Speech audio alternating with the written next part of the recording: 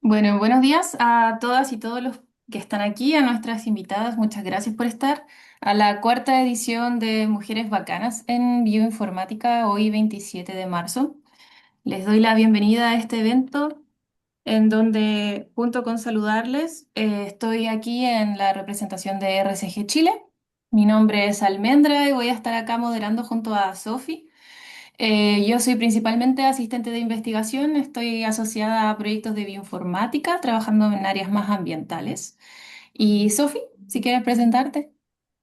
Sí, yo soy Sofía Rodríguez, actualmente estudiante de doctorado en el doctorado de Biología Computacional y vengo acá también a acompañar a Almendra para hostear el evento.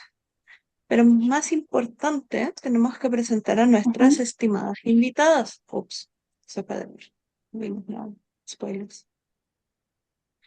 En esta jornada, en esta cuarta jornada del evento de Mujeres Bacanas, nos están acompañando nuestras invitadas, la doctora Estefanía Tarifeño, Javiera López la doctora Javiera López, la doctora Carol Moraga, quienes van a ser nuestras invitadas en los distintos paneles.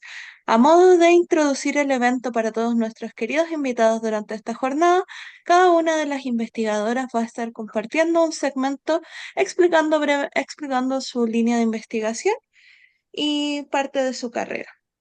Em, Posterior a la presentación de de las investigadoras, idealmente vamos a tener espacio para una o dos preguntas dirigidas y concluido este segmento vamos a dar espacio al conversatorio general donde tanto el chat como nosotros vamos a estar realizando distintas preguntas al panel de invitadas. En las primeras presentaciones, brevemente les describo a la doctora, primero a Xaviera López. Y ella es profesora asistente de la Universidad Católica del Maule, es líder del laboratorio MINS Lab e investigadora joven de eHealth, quien trabaja en ciencia de datos, machine learning e inteligencia artificial aplicada a biomedicina y salud, con foco en resistencia antimicrobiana, epidemiología del cáncer y modelamiento predictivo en servicios de salud. Y aquí le damos el piso a la doctora para que pueda compartir su presentación. Perfecto. Ya.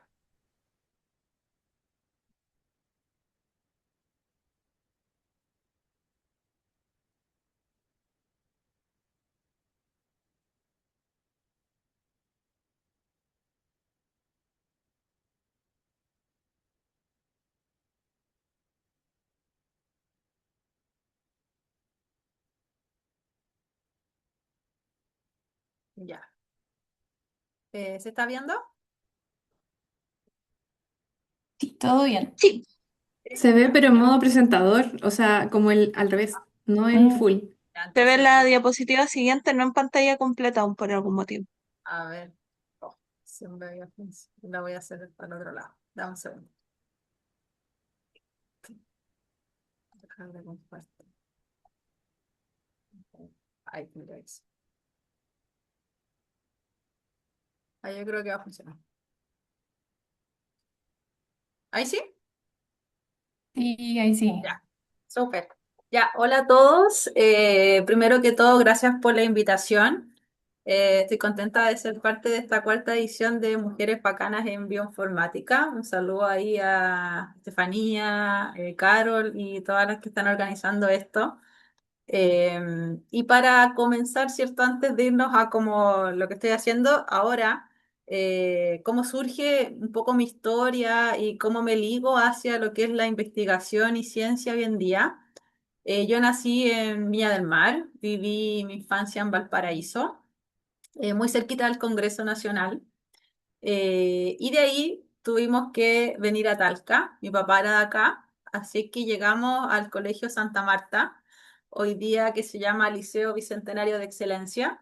Y estuve ahí toda mi prueba, o sea, la básica y la media, ¿ya?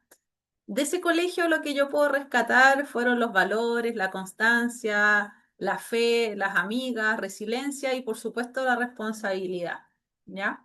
Pero llegó un minuto en el cual yo en cuarto medio absolutamente desorientada con respecto a lo que querían estudiar. No encontraba mi vocación, no sabía qué estudiar hasta cuarto medio, sí tenía buenas notas, me gustaba estudiar, me encantaba estudiar, pero no sabía hacia dónde apuntar, ¿ya? Y ahí un lugar clave fue el preuniversitario futuro, ¿ya? ¿Por qué lo nombro? Porque ahí tuve profesores muy buenos, muy asertivos, que participaron, ¿cierto?, en este tema de test vocacionales y de ver en el fondo hacia dónde podía yo apuntar. O sea, ahí yo descubrí que realmente era muy buena para las matemáticas y que también me gustaba mucho la ciencia. O sea, todos los test daban con carreras de investigación. Y ahí yo hacía el matching cuando era más chica, que me gustaba ir mucho a leer a la biblioteca estas revistas muy interesantes, que era lo más aproximado a ciencia que teníamos en el colegio, y a investigación. Entonces, claro, ahí como que hacía uno la cruzada, porque de otra manera yo no tenía referentes cerca, tangibles, que me dijeran, oye, anda a la universidad y hay esta carrera, esta otra carrera, en absoluto. O sea, yo estudié en colegio de mujeres y mis profesores lo único que hablaban siempre era como de que estudiáramos pedagogías, ¿ya? Estudian pedagogías o estudian alguna carrera de salud, no sé, enfermería quizás, ¿ya? Pero no había ningún otro abanico de carreras que fueran un poco más heterogéneas o que mezclaran más cosas, porque cabe mencionar que a mí también me gustaban varias cosas, entonces ahí es como que llegué, no sabía qué estudiar, pero llegué a una feria científica, una feria de universidades, ¿cierto? Y me di con la carrera de ingeniería en bioinformática, ¿ya? Entré a estudiar a la Universidad de Talca. ¿Y qué carrera estudié ahí? Ingeniería en bioinformática. ¿Y por qué la estudié? Por la malla curricular, nada más. A mí no me pregunten qué era, qué hacía, nada. Fui de la segunda generación y simplemente yo me apasioné porque me acuerdo que en la malla yo vi que decía inteligencia artificial. Y eso era por ahí, por el 2004. Y a mí me voló la cabeza, siendo que en el pregrado yo nunca tomé en cuenta lo que era la inteligencia artificial, ¿ya?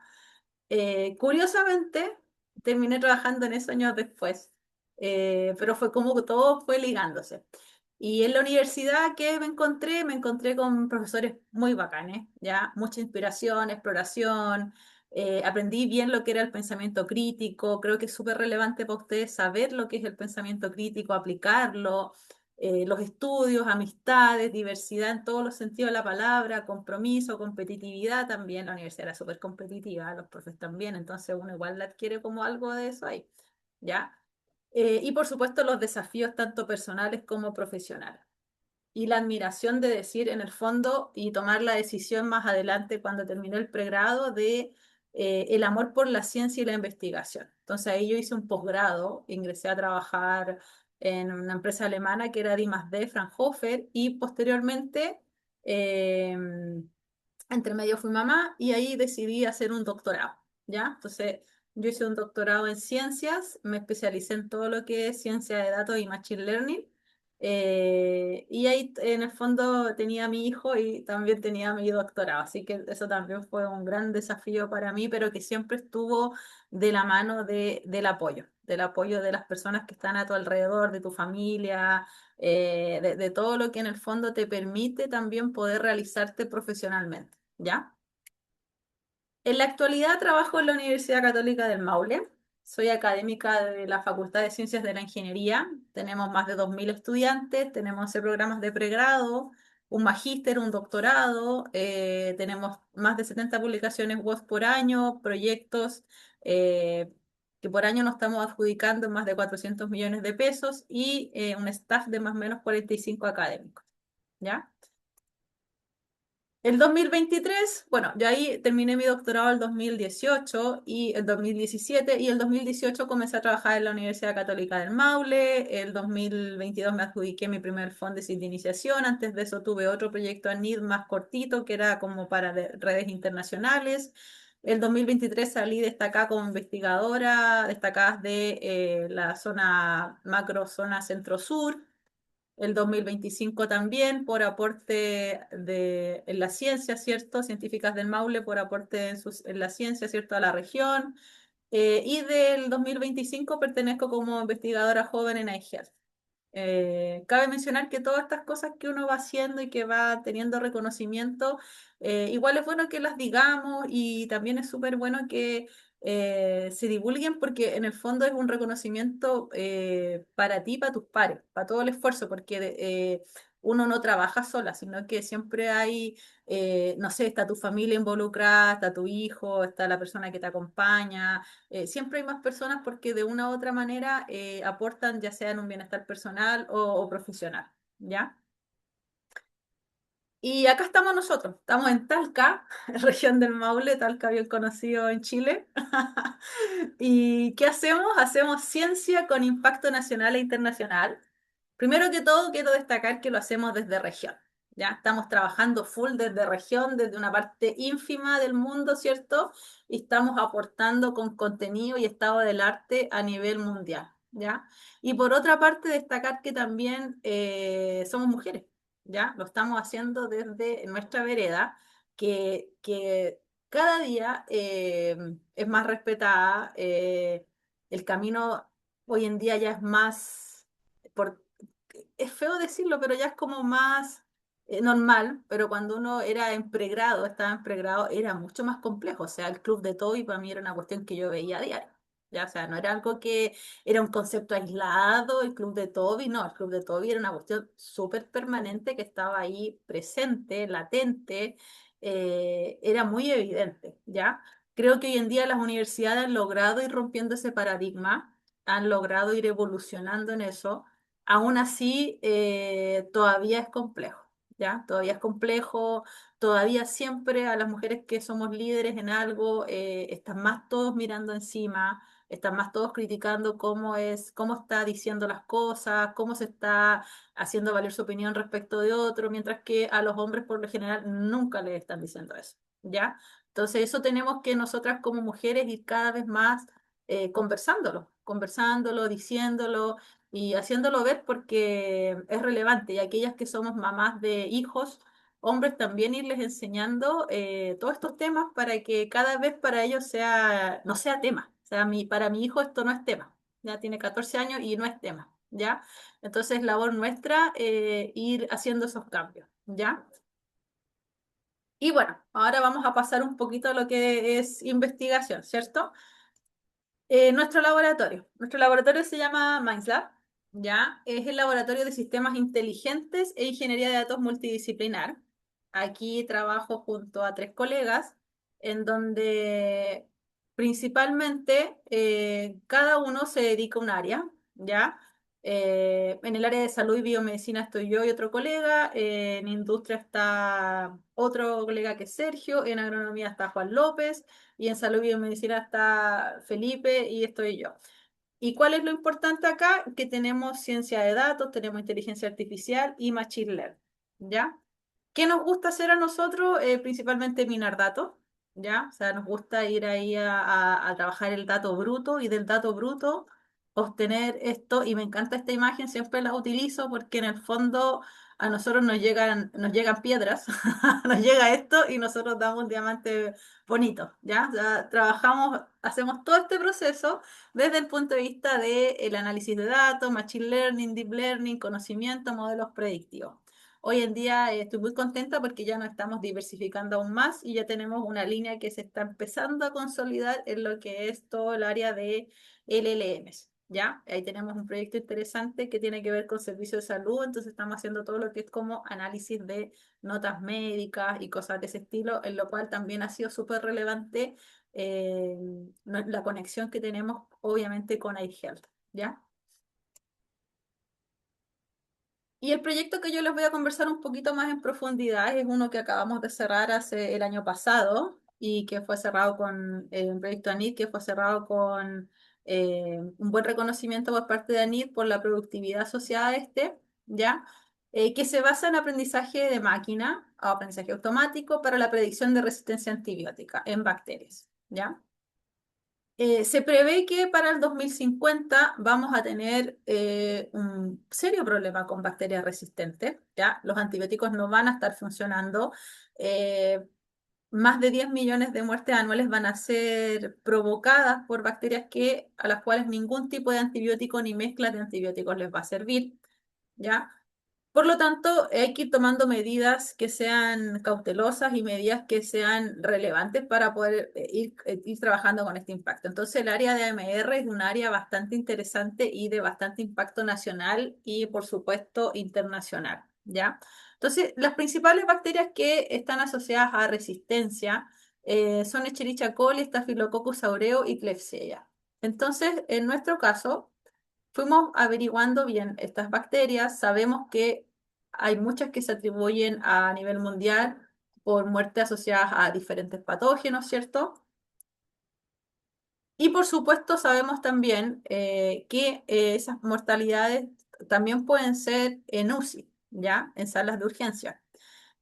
¿Por qué? Porque hay bacterias intrahospitalarias y esas son las más peligrosas hoy en día. ¿Ya? ¿Por qué? Porque esas bacterias ya están nacidas en el hospital, están ahí y por supuesto que van haciéndose resistentes a prácticamente todos los antibióticos. Entonces tú cuando te estás inmunodeprimido y lamentablemente adquieres una bacteria resistente en el hospital, tu pronóstico es bastante negativo, ¿ya? ¿Por qué? Porque posiblemente si es que asociado a eso estás inmunodeprimida, difícilmente puedas irla combatiendo, ¿ya? Entonces, ¿cuál fue nuestra propuesta metodológica? Que hoy en día es una propuesta que ya tiene una plataforma y que la vamos a postular al siguiente proyecto para poder ponerla en marcha, ¿cierto? Y al uso de la población.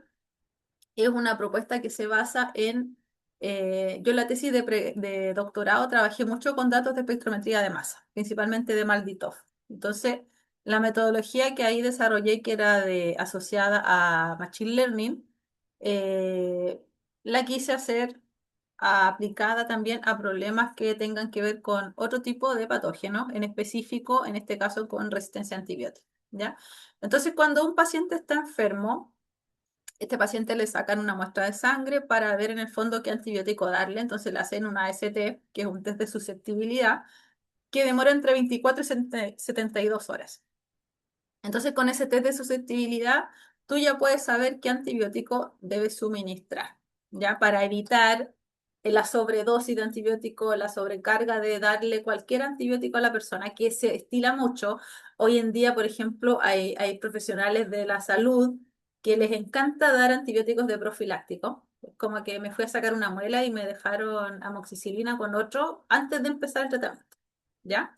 Yo eso nunca lo hice caso, yo me fui a sacar las muelas y jamás me tomé un antibiótico porque en el fondo no es un profiláctico, o sea, tú tienes que tomarlo cuando realmente tienes una infección, porque si no, estás contribuyendo a tener más problemas de resistencia antibiótica futura, ¿ya? Entonces, hoy en día creo que los médicos por lo menos están muy cautelosos con esto, y es bueno. ¿Por qué? Porque en el fondo ya no están como recetando antibióticos por recetar, lo cual se estilaba mucho, sobre todo cuando me acuerdo mi hijo era chico, cualquier cosa, antibiótico. Y yo nunca le daba, era como, ¿por qué le voy a dar antibiótico? Y una vez conversé con un médico y era como, no, esperemos 3 días. Si los 3 días sigue con fiebre o con esto, ahí se le suministra el antibiótico. Porque igual hay procesos que tienen que ver con resfriados, etcétera, que no requieren el uso de antibiótico al tiro. ¿Ya? Entonces hay que ser cauteloso y tenemos que informarnos. Nosotros tenemos que siempre tratar de estar informados en estas áreas. ¿Para qué? Para evitar y de alguna u otra manera contribuir, aunque sea un granito de arena mínimo. Mínimo, por último, en algo estoy ayudando a la sociedad y en la culturización de estos temas. Entonces nosotros tenemos esta muestra de AST y la idea era replicar el diagnóstico, pero con técnicas de deep learning. En este caso utilizamos deep learning porque quisimos trabajar el espectro en datos brutos, ya o sea, directamente trabajar la señal y procesarla, ¿ya? Y nos resultó, ¿por qué? Porque ya en teoría habíamos visto y trabajado estas señales, ya llevaba yo trabajando estas señales del año 2013, ya, o sea, ya llevo 13 años trabajando este tipo de señales. Y aquí sacamos uno de nuestros primeros trabajos que tiene altas citas y que está bastante referenciado en el área. ¿Por qué? Porque logramos hacer un trabajo en el cual estudiamos 3 bacterias, estudiamos un set de antibióticos para cada bacteria, ¿ya? Y logramos obtener modelos con alto porcentaje de predicción, ¿ya? Predicción tanto para la susceptibilidad como para la resistencia. ¿Por qué? Porque es importante en estos casos no tener modelos sesgados solamente a la resistencia, o solamente la susceptibilidad, sino que tener modelos que me permitan predecir correctamente ambas clases, ¿ya? Luego de eso, cabe mencionar que este trabajo lo hicimos todo con una base de datos que se había publicado justo el año anterior, ¿ya? Que es una base de datos pública de puros espectros de MALDI de diferentes centros hospitalarios y clínicos de Europa, ¿ya? Posteriormente a eso, fuimos a ver la realidad chilena, realidad país, y aquí tenemos un convenio con el Hospital de Talca. Ellos también trabajaban con Maldi, pero con otro equipo que es el Biomedics, ¿ya? En los otros era el Biotyper de Bruker. Entonces ya nos encontramos con el primer desafío, ¿ya? Las señales de Biotyper podían ser en datos brutos, raw data, y tenían una alta dimensionalidad. Las señales de Biomedics ya venían preprocesadas con el primer filtro, por lo tanto ya no era un raw data, ¿ya? Entonces, en este caso, trabajamos la recolección de los datos, ¿cierto? El AST, el procesamiento del espectro. Hicimos también eliminación recursiva de atributos. ¿Para qué? Para poder seleccionar realmente los peaks que estaban aportando o no a la resistencia y susceptibilidad, ¿ya? La clasificación y la evaluación. Y aquí agregamos, obviamente, interpretación con chat values. ¿Para qué? Porque lo que siempre le digo a mis alumnos y la gente con la que trabajamos, el accuracy no es lo más importante. A mí me importa, además de eso, por supuesto, saber cuáles son las zonas del espectro o los peaks asociados al espectro que están entregando o confiriendo la importancia para poder decir que esta bacteria es resistente o no. ¿Ya? Y ahí nos encontramos con buenas predicciones en el sentido de que pudimos saber, por ejemplo, en el caso de estos datos del hospital, cuáles eran los peaks que estaban asociados a resistencia en las diferentes bacterias y hacer el cruzamiento con proteínas, ¿ya? Con proteínas que tienen que ver con conferir resistencia al patógeno, ¿ya? Ahí lo mismo trabajamos también con las tres bacterias de principal interés, pero en este caso seleccionamos ciertos antibióticos que eran de mayor importancia. ¿Ya? Entonces, si se fijan, acá ya no trabajamos con Deep Learning, sino que utilizamos máquina de soporte vectorial, Random Forest, regresión logística, un algoritmo de boosting y el TL que está acá, que es el Transfer Learning. ¿Qué es el Transfer Learning? Quisimos transferir el conocimiento de lo que habíamos aprendido en nuestras redes profundas con los datos de la base de datos pública y transferirlo hacia acá. Entonces ahí tuvimos que hacer una adaptación ya de cómo se leían los espectros y una adaptación desde la lectura del espectro raw data a este que ya está procesado y los resultados, si se fijan, no fueron mejores, ¿ya? Entonces aquí tenemos el desafío que lo planteamos en el artículo y que también lo estamos revisando, que es cómo trabajar la resistencia antimicrobiana desde diferentes fuentes de datos, ¿ya? Porque acá tenemos datos que son de espectrometría de masa, pero evidentemente son de equipos distintos, ¿ya? Entonces ya tienen largos diferentes, tienen pics que en algunos casos no pueden ser eliminados, en el otro sí. Por lo tanto, aquí ya tenemos modalidades distintas de entrada de datos. Y este es nuestro esquema, que aquí está un poquito más ordenadito con respecto al primero. Tenemos la muestra de sangre, orina, tejido, el espectro de masa, ¿cierto? El informe de laboratorio que nos llega en más o menos en 48 horas y después el cruce con la información, ¿ya? Entonces, para poder esto llevarlo a una realidad, es que hicimos nuestra plataforma, que se llama Sistema de Predicción Antibiótica. Y este sistema de predicción antibiótica lo tenemos disponible para tanto datos de Biotyper como de Biomedics, con diferentes tipos de bacterias, diferentes tipos de antibióticos, ¿ya? Y el resultado es así. Por ejemplo, si subo yo tengo que seleccionar la especie, obviamente, un Staphylococcus aureus, una Escherichia coli, la que sea, y yo le digo, quiero correr la especie tanto, pero con un modelo de Bruker o con un modelo de Biomedics, ¿ya? Y por ejemplo, aquí me dice, esta Escherichia coli, que es el modelo, utilizó el nombre de ciprofloxacino, me dice que tiene un 54% de probabilidad de ser resistente, ¿ya? O sea, perdón, un 0,5% de probabilidad de ser resistente y un 99% de ser resistente. ¿Qué quiere decir eso? Que esta muestra es evidentemente resistente a ciprofloxacina. ¿Ya? Y este trabajo, lo interesante que también lo tenemos homologado hacia un ambiente multietiqueta. ¿Qué significa eso? Que tenemos una bacteria y tenemos un set de 3 antibióticos. Entonces, en eso me marca y también tenemos una plataforma pequeñita ahí sí, pero que sí no está funcionando bien. Y nos dice, por ejemplo, esta bacteria es resistente a ciprofloxacino, pero no es resistente a este otro antibiótico. ¿Ya? ¿Por qué pasa eso? Porque ahí quisimos replicar lo más posible lo que era el AST en un ambiente de machine learning. ¿Ya? Y para terminar, me encanta esta frase de Marie Curie, que me encanta la película también. Como primer principio, no dejarse vencer nunca, ni por las personas ni por los acontecimientos. ¿Por qué? Porque si uno deja vencerse, uno va, se cae. Y en este ámbito, todas las que son más jóvenes, que están partiendo su pregrado, que están partiendo su posgrado, se van a encontrar con un montón de obstáculos en el camino. ¿Ya? No va a ser fácil, jamás es fácil. Y cuando nosotros queremos sacar la voz y queremos demostrar lo que hacemos, tenemos siempre que demostrarlo con currículum en mano, mostrando, yo, aquí se pudo hacer esto, aquí hicimos esto, acá tenemos esto. ¿Ya? ¿Por qué? Porque esa es la forma en la que el mundo está, lamentablemente todavía está, y demostramos lo que somos, ¿ya? ¿Por qué? Porque queremos hacer cosas, queremos hacerlas bien y queremos aportar.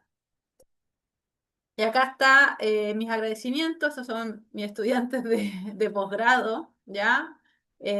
Todos terminaron, ahora Jonathan entró al doctorado en inteligencia artificial, José está haciendo el doctorado en ingeniería, este chico va a entrar al doctor, no, el puntero no funciona, ya, pero son chicos que todos estos van a ser estudiantes de posgrado, están haciendo posgrado, algunos ya terminaron su magíster. Agradecimientos, por supuesto, al doctorado en ingeniería, que soy parte del claustro, a iHealth, a la Sociedad Chilena de Bioinformática, a los proyectos ANID que tenemos andando. Tenemos otros proyectos Fondesit de los que soy coinvestigadora, algunos regulares. No los voy a mostrar porque no hay tiempo, pero en el laboratorio tenemos una alta diversidad de trabajo, toda centrada en el eje central de nuestro laboratorio, la ciencia de datos y la IA, ¿ya? Por lo tanto, todos aquellos que quieran hacer alguna pasantía en nuestro laboratorio, venir a aprender o también tener prácticas o tesis cotutoriadas, etcétera, etcétera, siéntanse libres. Aquí está mi QR del LinkedIn y mi correo que por supuesto que siempre lo respondo, así es que si quieren y si les interesa algo, en MySlab son absolutamente bienvenidas, bienvenidos. Así que esa es mi presentación. Muchas gracias. Muchas gracias, Chaviera, por tu excelente y completa presentación. Me encantó, muchas gracias. Gracias, Almendra. Sí, muchas gracias por presentarnos tanto tu historia como las distintas facetas que han formado como tu línea de investigación hasta el minuto y muchas felicidades también por los estudiantes que van a entrar a posgrado. Todo un team. Exacto. Eh, Lamentablemente por temas de tiempo vamos a ir recopilando las preguntas dirigidas a las investigadoras y las vamos a retomar durante el panel de conversatorio al final, pero no se preocupen porque tenemos siempre en nuestro bolsillo preguntas para cada una de ustedes. Em, Voy a proseguir con la introducción de nuestra siguiente estimada invitada.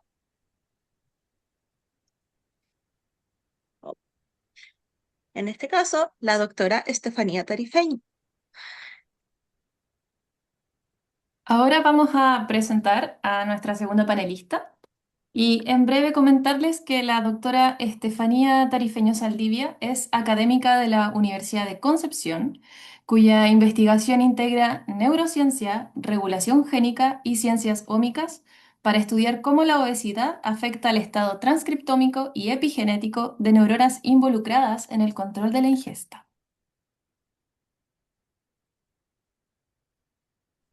Bueno, muchas gracias por la invitación igual. La realidad es que me siento honrada y hablando como de estas cosas que nos pasan a nosotros las mujeres, en cierto sentido me siento un poco con síndrome de impostor. Como que en realidad vengo de otra área y no soy verdaderamente una bioinformática, pero estoy súper contenta de poder mostrarles lo que estamos haciendo en el laboratorio y también hablarles un poco de cómo llegué ahí. Voy a compartir pantalla. Me gustaría que si me pueden dar acceso, porque me dice que pedí acceso.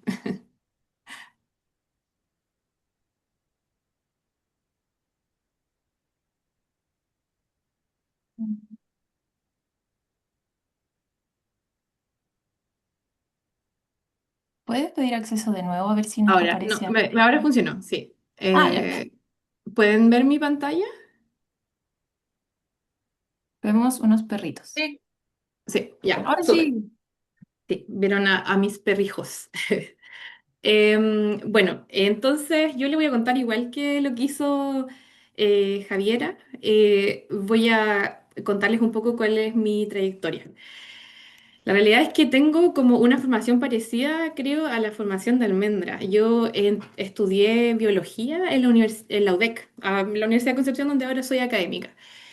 Y entré en el 2005 y la realidad es que en ese momento, al igual que lo que contaba Javiera, era súper difícil para mí definir verdaderamente qué era lo que quería hacer. Me gustaba la ciencia de pequeña, mis papás, bueno, trabajaban bastante y ahí en la casa uno se armaba experimentos y me acuerdo, me armaba experimentos sin tener verdaderamente un, digamos, como un fondo científico. Pero me acuerdo, por ejemplo, con mi primer sueldo, yo trabajaba con mis papás, me compré un microscopio de estos de juguete, ponía hojitas y cosas así para mirar. Siempre tuve como digamos, ese bichito de querer ver un poco más adentro de lo que veíamos con los ojos.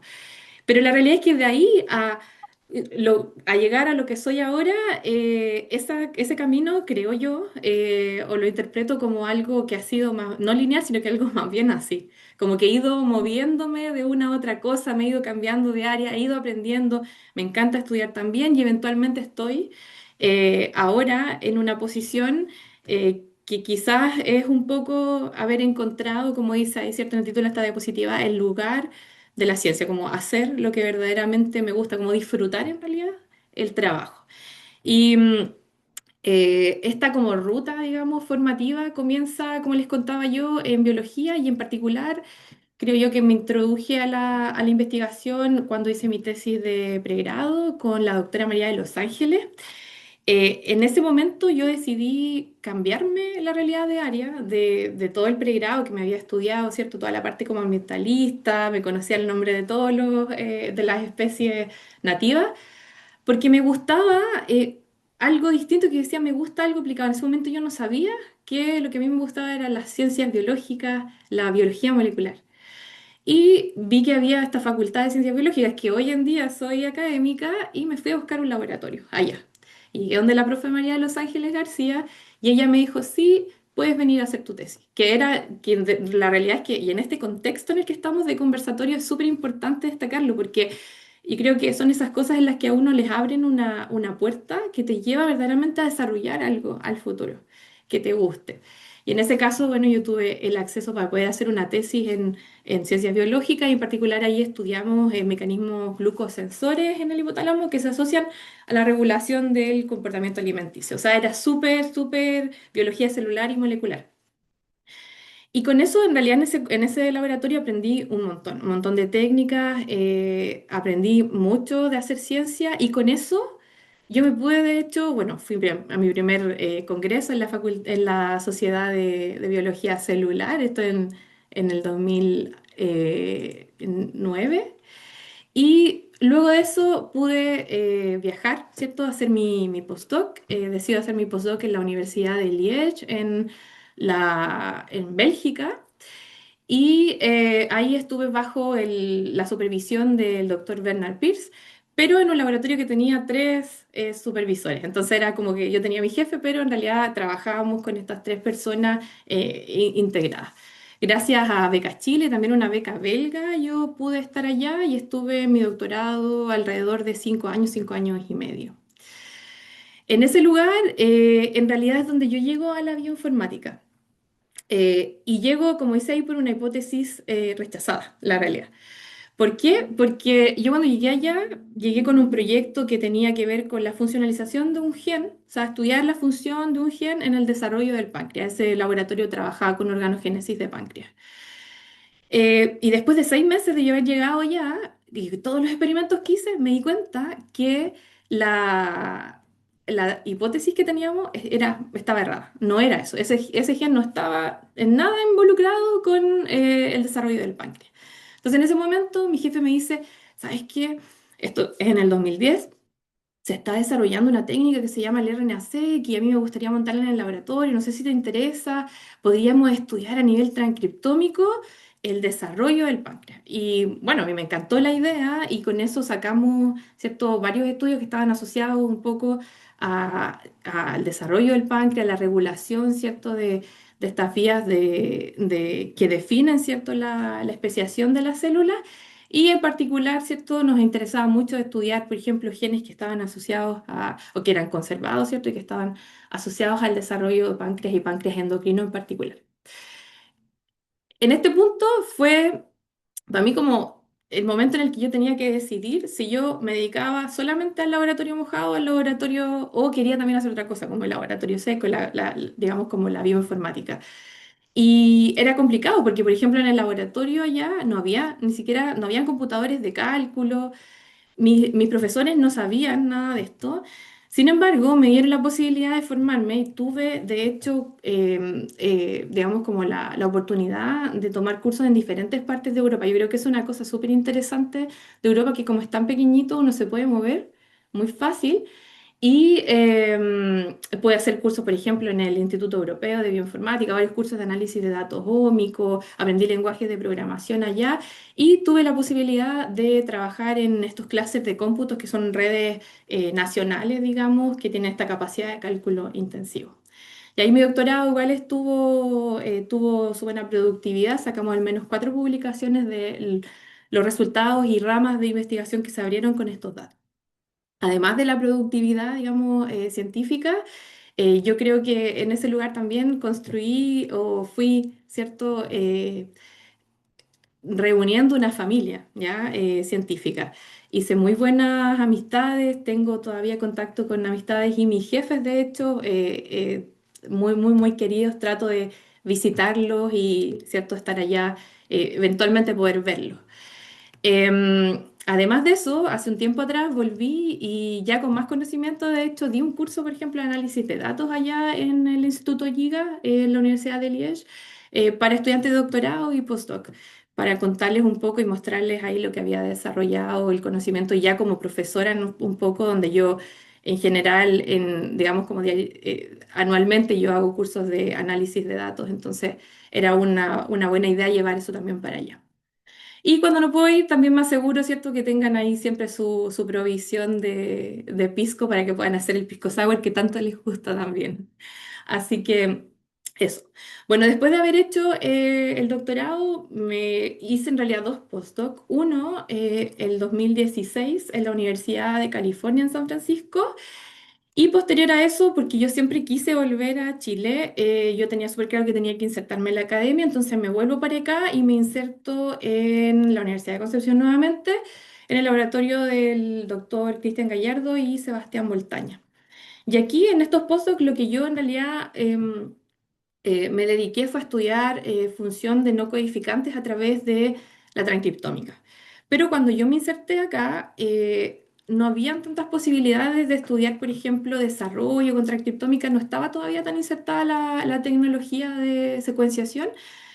Y entonces me inserté acá, ¿cierto?, en un centro interdisciplinario acuícola, para la investigación acuícola. Y trabajaba en el estudio de esta relación patógeno-hospedero en salmones, ¿ya? Y ahí hicimos varios trabajos y tuvimos ahí estas publicaciones que les muestro. En el 2018 tengo la posibilidad de postular un cargo que adjudiqué en la Universidad de Concepción y entonces paso, ¿cierto?, a ser académica de la Universidad de Concepción. Y desde ahí en adelante ya tengo la libertad un poco de desarrollar mis líneas de investigación, o sea, digamos, desarrollar investigación que yo decido realizar, ¿cierto? Y en el largo, desde el 2018 hasta ahora, creo que podría decir que tengo, digamos, tres líneas de investigaciones diferentes. La principal corresponde a, voy a tratar de ver el puntero. ¿Ven el puntero o no? No, es que yo no los veo, entonces no. ¿Sí? Sí, Se será el ve. puntero sin ningún problema. Ya, gracias. Entonces, la primera línea de investigación, digamos, como la principal, tiene que ver con estudios moleculares de la obesidad. Siempre todo esto basado desde las ómicas, ¿ya? Un segundo, digamos que una segunda línea de investigación es estudios proteómicos en diversos contextos. De esto les voy a mostrar solo uno. Y por último, también hemos adjudicado un núcleo milenio en el que yo soy investigadora principal. Este núcleo milenio CELFO, el objetivo es estudiar autoorganización y mecanobiología en la organogénesis. Y en mi caso, lo que yo, no les voy a mostrar de eso, pero en mi caso, digamos como la tarea que tengo yo encomendada en este proyecto de investigación es caracterizar el modelo que se está utilizando para estudiar la autoorganización de manera genómica y transcriptómica. Entonces, sobre los estudios proteómicos, uno de los trabajos bastante lindos que desarrollamos en el laboratorio fue estudiar, realizar predicciones o realizar un estudio que tuviese como objetivo poder predecir intervalo postmortem en osamentas humanas con IPM tardíos. IPM es intervalo postmortem. ¿Para qué? Con el objetivo de identificar biomarcadores proteicos que nos permitan esta predicción. Ahora, este trabajo se publicó y se realizó, de hecho, en colaboración con el Instituto Melissa de acá de la Universidad, o sea, de Concepción, esto está en San Pedro de la Paz, y con la Facultad de Medicina de la Universidad de Chile. Y este proyecto es la tesis doctoral de una, o sea, perdón, de magíster, de una alumna que yo tuve en el laboratorio, que es Camila Garcés, que ella es antropóloga. ¿Y por qué nos interesó esto? En realidad tiene que ver con una necesidad que ella identificó. Ella cuando llegó al laboratorio me dijo, profesora, yo vengo de haber hecho una práctica en el servicio médico legal y me impactó la cantidad de osamentas humanas que hay guardadas que no se pueden identificar porque no sabemos cuándo fallecieron esas personas. Y como no sabemos cuándo fallecieron esas personas, no podemos eventualmente buscar denuncias de desaparecidos, etcétera.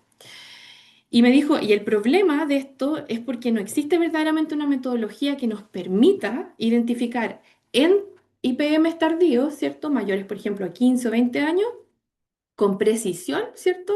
La data de muerte.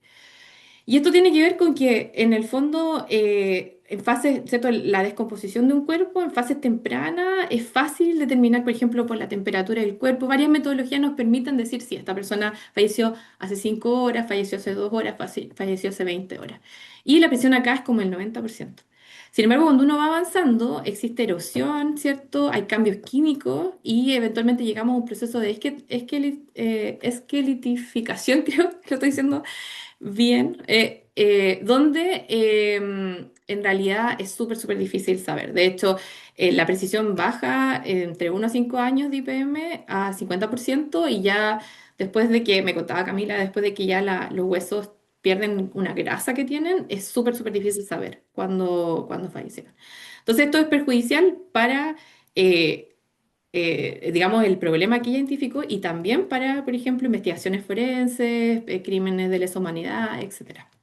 Entonces, Camila se propuso realizar un estudio proteómico de osamentas humanas desde un contexto de cementerio, porque obviamente teníamos que tener digamos, como un contexto controlado, ¿cierto? Que todas las osamentas hubiesen estado depositadas de la misma manera, en los mismos climas, etcétera.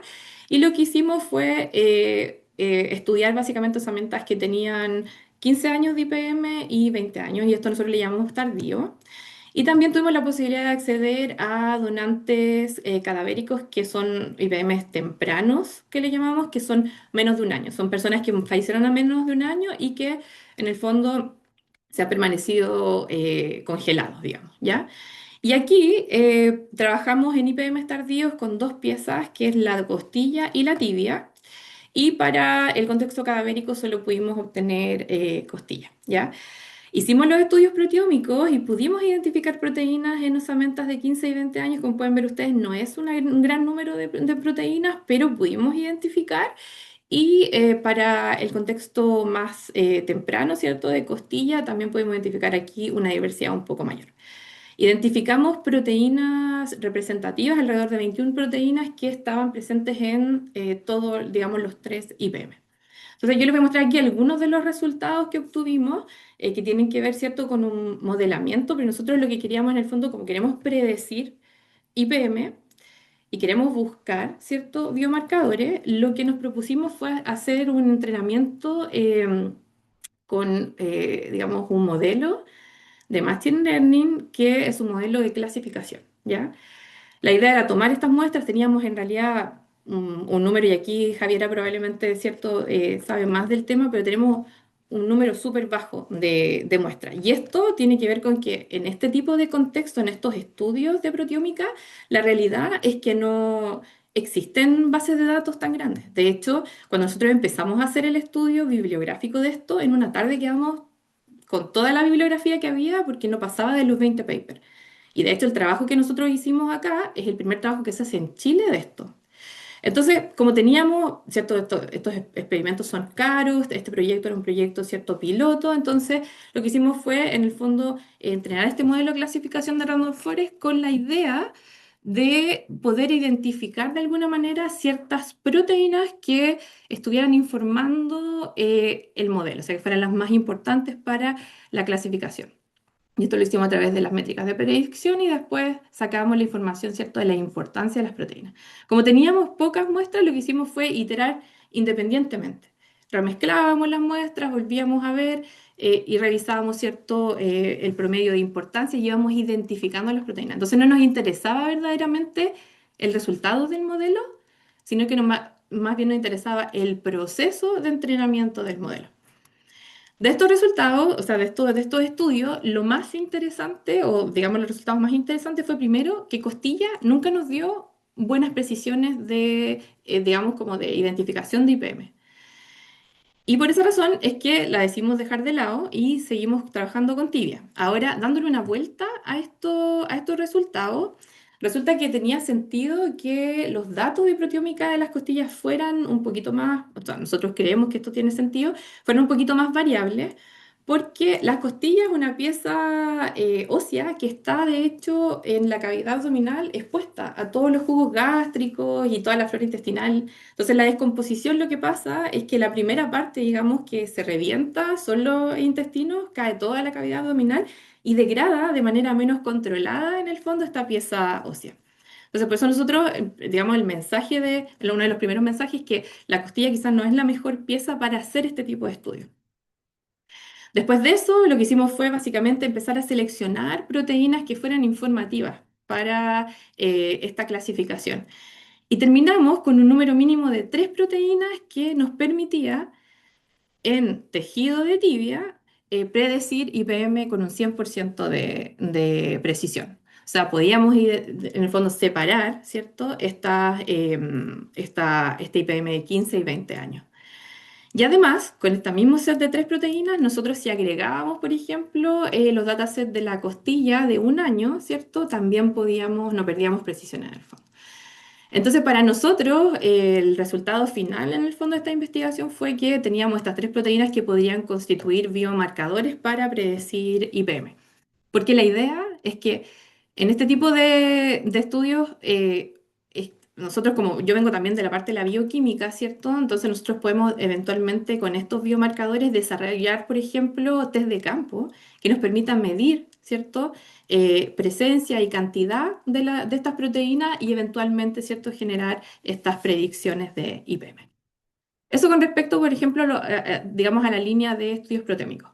Con respecto a la línea de obesidad, em, lo que hemos hecho en el laboratorio es básicamente estudiar las neuronas que regulan la ingesta alimenticia. Y yo me imagino que aquí, de la gente que está escuchando, ¿cierto?, esta charla, yo creo que a nadie tengo yo que convencerlo que la obesidad es un problema mundial. De hecho, nosotros los chilenos somos el segundo país más obeso, con mayor cifra de obesidad o sobrepeso, solo después de Estados Unidos. Entonces, es un problema de salud importante para nosotros como país. Y a mí en particular me interesa estudiar las neuronas que se denominan las neuronas POMC, ¿ya? Que son neuronas que se encuentran en una región del cerebro que está encargada de la regulación del comportamiento alimenticio. En esa región, que la tenemos acá dibujada, tienen que imaginarse, esta es una región del cerebro que se llama hipotálamo.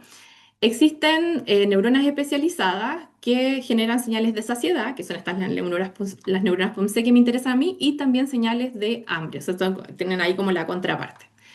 Las señales de hambre se generan por las neuronas AGRP.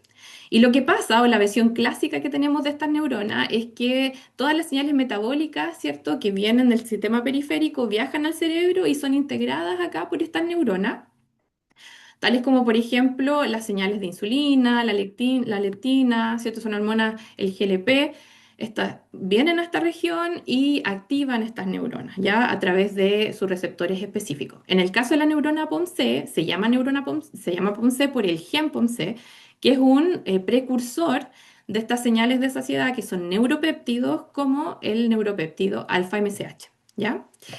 La neurona AGRP genera cierto neuropéptido AGRP y va a inducir hambre. Ahora, esta es digamos, con la visión clásica de las neuronas POMC, pero en estos últimos años, en realidad nos hemos dado cuenta que estas neuronas POMC son una población súper heterogénea. Sabemos que la neurona POMC puede generar esas señales de saciedad, ¿cierto? La alfa-MSH, pero en ciertos contextos puede también generar señales de hambre, como la beta-endorfina. Hay neuronas POMC que son GABAérgicas, glutamatérgicas, que van a activar o inactivar otras regiones neuronales. Y también sabemos que existen subpoblaciones de neuronas que tienen receptores para diferentes hormonas. Entonces, en realidad, esta población es súper, súper compleja y es heterogénea. Ahora, ¿qué sabemos con respecto a la obesidad? Sabemos que en modelos animales que han sido inducidos por dieta, con dietas ricas en grasa, ¿cierto? Se les ha inducido obesidad por dietas ricas en grasa, esta región del cerebro y estas neuronas son afectadas. Se reduce el número, por ejemplo, de estas neuronas, se produce por apoptosis, estas neuronas también pierden la identidad celular, que corresponde básicamente a perder todos sus genes que ¿cierto? Son necesarios para la función madura de la neurona. Y también en tejido hipotalámico se ha visto que la dieta induce cambios en el perfil de metilación de algunos promotores, como el promotor POMC, que es súper importante para la función de la neurona POMC. Y que estos cambios en la metilación de alguna manera afectan la unión de factores de transcripción que son importantes para la regulación de la expresión de este gen POMC. Ahora, en, esto es en obesos, pero después de perder peso sabemos súper poco y sobre todo en este contexto del conversatorio, estudios en animales hembras casi no existen. Entonces nosotros nos preguntamos básicamente qué pasa, ¿ya? En estas neuronas, en ratones obesos que han sido inducidos por dieta y posteriormente qué pasa con estas neuronas cuando estos ratoncitos pierden peso a través de una dieta restringida de calorías, que sería como lo que nosotros haríamos, ¿cierto? Si queremos perder peso con una dieta, ¿cierto? A través de la dieta. Y nos preguntamos en el fondo primero si los efectos inducidos por obesidad son similares entre machos y hembras, entre neuronas provenientes de machos y hembras. También hemos hecho estudios de metiloma, eso no se los voy a mostrar ahora porque no tengo tiempo, pero por el tiempo que es acotado. Eh, y posteriormente, en este cierto estudio o ensayo de pérdida de peso, nos preguntamos si los efectos de la obesidad inducidos por dieta son revertidos por la pérdida de peso. En esto estuvieron principalmente involucrados mis alumnos José Medina y Valentina Opazo. Ellos hicieron el pregrado y el magíster en el laboratorio, y en la parte de restricción calórica ha sido la tesis de pregrado y de magíster de Jorge Ríos, que él está a semanas solamente de terminar su tesis y defenderla. Entonces, para estudiar las neuronas POMC, básicamente inducimos obesidad a través de una dieta rica en grasa por 12 semanas, y posteriormente inducimos baja de peso por 6 semanas con una dieta restringida en calorías, donde le dábamos, digamos, 40% menos de lo que comen los animales ad libitum normalmente, ¿ya? Para estudiar las neuronas POMC tuvimos que purificar estas neuronas POMC a través de una técnica que se llama FACS. Nosotros tenemos un animal transgénico para eso. Y posteriormente con las neuronas purificadas nosotros hicimos estudios de transcriptómica a través de RNA-seq y de metiloma a través de una técnica que se llama representación reducida de bisulfito. Ahora, como yo les dije, las neuronas POMC es una población heterogénea y a nosotros igual nos interesaba saber si existían efectos diferenciales entre las diferentes subpoblaciones. Y entonces, por esa razón, es que aplicamos un modelo de deconvolución de datos transcriptómicos para poder, desde los datos bulk, obtener, ¿cierto? Expresiones tipo celular específicas. Para poder hacer eso, el único requisito y a veces limitación es que tienes que tener un set de datos de referencia. Y por suerte existen varios datasets, digamos, de esta región y de estas neuronas que están publicados, que podemos ocupar y lo que estamos haciendo, yo les voy a mostrar uno digamos, como de esto, en el fondo los resultados que obtuvimos con uno de estos datasets, pero lo que estamos haciendo ahora es testeando diferentes para ver si los datos son consistentes. Lo primero que se hace para en la deconvolución es que nosotros estimamos, digamos, como las fracciones de los diferentes tipos celulares, o sea, qué proporción de cada una de los tipos celulares distintos tenemos en nuestra muestra. Y con estas fracciones lo que hacemos posteriormente es que podemos calcular digamos, los niveles de expresión tipo celular específico. Ahora les voy a mostrar solo algunos resultados. Por ejemplo, aquí están los resultados que obtuvimos del estudio transcriptómico de las neuronas POMC en ratones obesos. Y lo que pudimos ver acá, ustedes pueden ver las diferentes subpoblaciones de neuronas POMC. Lo que podemos ver acá es que la dieta rica en grasa induce modulación amplia del transcriptoma de las neuronas POMC tanto en machos como hembras. Ahora, si nosotros comparamos los números, vemos que incluso, ¿cierto?, hay variabilidad entre sexos. Ya tenemos, por ejemplo, que en hembras se ve una amplia, una regulación, ¿cierto?, a la baja, un silenciamiento de la expresión, mientras que en machos tendemos a ver un poco más de aumento en la expresión. Entonces la pregunta finalmente, la comparativa, es si los efectos, ¿cierto?, de la obesidad son diferentes entre machos y hembras, y la respuesta es que sí. De hecho, la cantidad de genes que se encuentran regulados en ambos sexos es como el 10% solamente. Entonces, esto indica que el efecto de las dietas ricas en grasa o la obesidad es sexo dependiente, o estaría sugiriendo eso. Posteriormente, ¿qué pasa con el estudio transcriptómico en animales que pasaron, ¿cierto?, sometieron a una pérdida de peso a través de restricción calórica? Aquí también vimos amplia modulación. Aquí lo que hicimos, básicamente, como tenemos 6 semanas más de estudio, lo que hicimos fue comparar el ratón que engordó y perdió peso con un control que nunca pasó por ese tratamiento. Y en este caso lo que vimos fue también una amplia modulación y vemos una baja importante en, digamos, un silenciamiento también nuevamente importante, algo así como 800 genes. Entonces ahí la pregunta que teníamos nosotros era si los efectos que vimos en la obesidad, y esto solamente en ratones, estos son datos solamente de machos, si los efectos que vimos en la obesidad o inducidos por obesidad se revierten cuando el animal baja de peso. Y la realidad es que sí. Si ustedes ven acá, tenemos que de los 6, digamos, algo así como casi 700 genes, ¿cierto?, que vimos modulados en obesidad, la mayoría de estos se revierten, manteniendo solo 48 genes en común modulados entre restricción calórica y obesidad. Es muy poco lo que digamos, se mantiene modulado. Ahora, cuando fuimos a ver análisis funcionales para ver qué es lo que estaría pasando y nosotros integramos esto con la función de las neuronas POMC, nosotros pudimos darnos cuenta de que había un efecto, hay términos funcionales que se ven afectados que tienen que ver con la sensibilidad de la neurona, o sea, cómo sensa señales metabólicas y cómo también responde. Y de hecho, una cosa interesante es que dentro de estos 48 genes que están acá, tenemos algunos genes que están asociados al término cilio. El cilio primario en neuronas es súper importante porque la señalización de hormonas se encuentra asociada, ¿cierto?, a la función del cilio. Entonces, básicamente, para ser cierto esta historia corta, las conclusiones que nosotros tenemos hasta ahora es que la obesidad induce cambios transcriptómicos y de metilación en las neuronas POMC, que la restricción calórica revierte estos efectos y de hecho acá yo tengo que decirles que nosotros pensábamos que esto no se revertía, así que fue como un resultado bastante interesante, que la restricción calórica tiene sus efectos propios, digamos, y que hay que ver si esto es positivo o negativo. Y que además tenemos que, si bien estos efectos se revierten, existe una recuperación parcial, porque hay términos funcionales que son importantes para la función de la neurona y que permanecen modulados. Em, Así que eso tenía para mostrarles, quería agradecer, porque nada de esto se hace solo. La realidad es que ninguno de estos resultados se pueden haber obtenido sin el trabajo arduo de todos los estudiantes que están y que han pasado por el laboratorio. En particular, como les comentaba, para los resultados que mostré acá, quiero especialmente agradecer a José Medina, a Valentino Paso, y a Camila Garcés, ¿cierto? Que son, y Jorge, que está todavía en el laboratorio, que son las personas que han estado más implicadas en esta investigación. Así que eso, muchísimas gracias. Muchas gracias, Estefanía, por comentarnos al principio ahí toda la trayectoria. Ya vemos que son varios años de dedicación.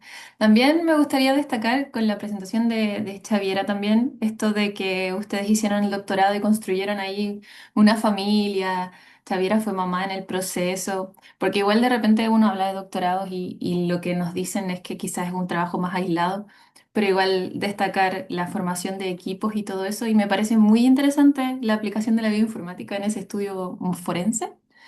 Y bueno, después más adelante vamos a hablar de los efectos de las dietas de alta en grasas en neuronas porque uno tampoco sabía ese tipo de cosas. Y para continuar, vamos a pasar a nuestra última panelista, que también es interesante porque acá vamos a cambiar un poco el enfoque en salud y vamos a entrar a aplicaciones más ambientales, por decirlo así. Entonces, voy a presentar a la última presentación, antes de las preguntas, y es la doctora Carol Moraga. Carol Moraga es profesora asistente de la Universidad de O'Higgins e investigadora asociada de PhytoLearning, cuya línea de trabajo se centra en el desarrollo de algoritmos para predecir regulación post-transcripcional en especies no modelo, pero en este caso son especies de plantas endémicas con aplicaciones en resiliencia climática. Así que adelante, Carol, con la presentación. Hola, buenos días todavía, sí. Muchas gracias por la invitación. Voy a compartir mi presentación. ¿Pueden ver? ¿Se ve ahí? Sí, Me se pasa ve lo mismo, perfecto. no veo a nadie y no veo mi puntero, así que Ya. ya, vamos. Hoy voy a tratar de estar en el tiempo porque no hemos pasado todas. Entonces puse mi cronómetro aquí. Al igual que las colegas, me siento muy honrada de poder contar un poquito de mi historia. Mi presentación quizás no es tan científica porque quería contar un poco cómo todo lo que uno va haciendo, las decisiones que uno va tomando, lo que uno va ejecutando, ¿cierto? Te van llevando como a construir un camino bien bonito en investigación, que quizás la mayoría de los que están escuchando están todavía partiendo. Entonces nosotros ya más, no vieja, no voy a decir eso, pero podemos contar un poco como de eso. Entonces voy a partir. Mi presentación es una historia de algoritmos, genomas y mucha creatividad. Ya van a ver por qué. Siempre me pasa esto como cuando uno tiene que contar un poco lo que ha hecho. También, como decía Estefanía, un poco el síndrome del impostor, pero también un poco autorreferente, pero claro, hay que contar, entonces hay que mostrar las cosas y también al hacer este tipo de presentaciones como que uno se va dando cuenta todo lo que ha hecho también, ¿cierto? Bueno, yo partí la presentación como desde que estuve estudiando ingeniería bioinformática en la Universidad de Talca y quizás se complementa bien con lo que contaba Javiera porque yo les voy a contar cómo llegué después a lo que estoy ahora, como desde la universidad hasta acá. En la universidad a mí me pasó que si bien a mí me gustó mucho la carrera, pero también, al igual que las colegas, uno no sabe mucho como qué vas a hacer después.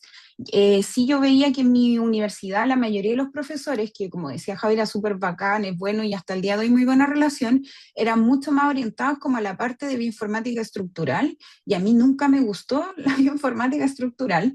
Entonces veía como lejano esto de hacer genómica, también por el lado de que a mí me gustaba mucho la programación. De hecho, como que yo siempre que hago estas charlas cuento que yo entré a la universidad, quizás la primera ronda no me fue muy bien, pero me saqué un 7 en programación y después me saqué otro 7, o sea, como que mi cabeza funciona muy abstractamente de chica, y me di cuenta que para programar como que eso es muy bueno porque uno se mira desde arriba y piensas como cómo funciona todo y cómo puede hacer un algoritmo de cualquier cosa. Entonces, después, cuando hice mi tesis de pregrado, me fui de Talca, me aventuré, me fui a Santiago, a la Fundación Ciencias para la Vida, que era el lugar que yo conocía por profesores de la universidad que hacían genómica.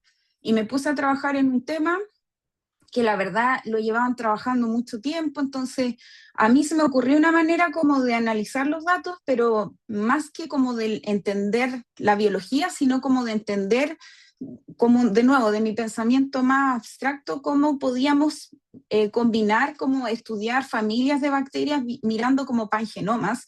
Obviamente eso ahora como que es más conocido, pero esto fue el 2008, 2009, entonces ahí era como muy novedoso. Y de ahí, de que terminé la tesis, dije, ya, quiero trabajar en genómica. Éramos pocos bioinformáticos en esos años, porque yo también soy compañera de Javier de la segunda generación, entonces encontré trabajo rápidamente como ingeniera de proyectos, asistente de investigación. Trabajé un par de años, unos 4 años, porque yo al principio como que no estaba muy clara en qué quería hacer un doctorado, ni para qué uno hacía un doctorado, básicamente. Entonces me puse a trabajar. Trabajé asociada al Centro de Regulación del Genoma, que todavía existe, mis primeros años con Ariel Orellana del Andrés Bello. Bueno, me voy a pasar de diapo porque, claro, aquí estaba, me fui hablando y se me olvidó pasar la diapo. Claro, yo estaba como sola haciendo genómica. Entonces me pasaban datos a partir de programación, como analizar datos, y llegué a laboratorios donde hacían solamente biología o wet lab, como decía Estefanía, y yo era como la bioinformática que llegaba ahí como a solucionar los problemas. Entonces en estos laboratorios trabajé en muchas cosas, como con datos de proteómica, con datos de transcriptómica, con small RNA-seq también, y genomas, mirando SNP de humano. Trabajé con especies como de la agricultura chilena, con plantas del desierto de Atacama, y mientras estaba haciendo esto, yo, claro, como que proponía soluciones, como les decía del inicio, desde la creatividad, pero también como desde la abstracción de mirar los datos como desde lejos y decir, ¿qué hacemos con esto? Muchas veces mis diferentes jefes, tutores en ese tiempo, me decían como, voy a hacer un doctorado, como que tenía como el espíritu de investigación que se necesitaba, pero no estaba tan convencida. Sin embargo, cuando estuve como haciendo esto, ocupaba herramientas y las que ocupamos todos hoy en día como para analizar estos datos, y muchas veces decía como, oye, pero esto como que no está tan bien, y cambiaba un poquito el código y lo adaptaba para los datos que yo estaba trabajando. Entonces, cuando yo dije, quiero hacer un doctorado, quizás voy a hacerlo pensando como en desarrollar este lado mío que es fuerte, que es como de pensar y diseñar o rediseñar las herramientas que ya existen y adaptarlas para los datos que uno va generando, o sea, como entendiendo desde el dato la herramienta que ocupo y cómo la puedo mejorar. Ya todo esto antes de ChatGPT, que uno ahora sí efectivamente como que puede programar muchas cosas y hacer mucha data science, pero en ese tiempo era como ocupar el programa y sacar lo que salía de ahí. Entonces, bueno, después dije ya, ¿qué universidad? Yo creo que la mayoría de los que entró al doctorado, que está ahí, es una decisión importante, no solo también por la universidad, sino por el tema que uno va a desarrollar, con quién vas a trabajar, también los financiamientos existentes y si es que me quedo en Chile o me voy afuera, ¿cierto? Como todas las cosas que uno baraja cuando está tomando esta decisión. En mi caso, como yo quería hacer cosas más algorítmicas, dentro de Chile como que no encontré ningún lugar donde pudiese desarrollar esta parte que les estoy contando. Entonces la decisión fue Francia, como mirando igual a algunos de los investigadores del CRG, Alejandro Mas, que no sé si alguien lo conoce en Chile, él viajaba siempre a Francia, entonces nos contaba ahí como que conocía investigadores buenos de allá y con eso llegamos a Francia. Digo llegamos porque yo soy mamá. En estos años que les contaba, como que estuve haciendo trabajo de bioinformática como de asistente de investigación, fui mamá de estas dos niñas preciosas y también es importante hablar de eso porque, como decía Javiera, claro, uno puede desarrollarse con el red de apoyo, pero cuando uno se va del país no hay red de apoyo, no existe nadie, solo uno y la pareja de uno. Y obviamente eso tiende como a hacer más complicadas las cosas, pero no solo que sea complicado, porque en mi caso no lo fue tanto, les puedo contar después en la ronda de preguntas un poco eso, sino que más bien como que tiende a paralizarte y decir como, soy mamá, no puedo, o sea, como no puedo hacer esto o cómo lo voy a hacer. Y bueno, lo hice, no fuimos. Nos fuimos en el camino del doctorado, fue bien bonito, como lo que contaban las chicas, conocer gente, ver otras realidades, tener relación con otras personas de distintas culturas. Yo llegué a un laboratorio que habían de todo menos franceses. Habían franceses también, pero había mucha gente de Europa, darse cuenta también como de la facilidad, o no es la palabra facilidad, sino como lo transversal que es en Europa hablar 3 idiomas, como ni siquiera 2, 3, porque tú hablas tu idioma nativo, inglés, y el idioma del país donde te moviste, porque cada país pasa ahí 1 hora y ya cambiaron de idioma. Entonces, también eso como que te hace cuestionarte, oye, yo, ¿dónde he estado viviendo? En el fin del mundo. Entonces, bueno, fue un camino bien bonito, de la mano de mi familia, se acomodó todo, pudimos hacer doctorado con mi esposo, después postdoc, y bueno, y se logró hacer el doctorado en pandemia, que también eso es como un doble mérito, yo creo, porque estábamos como todos volviéndonos locos y uno tenía que terminar, entregar una tesis dentro del tiempo, como que en Francia son súper estrictos con los tiempos, quizás Estefanía también lo vivió, porque en Bélgica también funciona más o menos así, entonces como que uno no se puede pasar casi ni un mes como del plazo de entrega, independiente que hubiese una pandemia en el mundo en ese momento.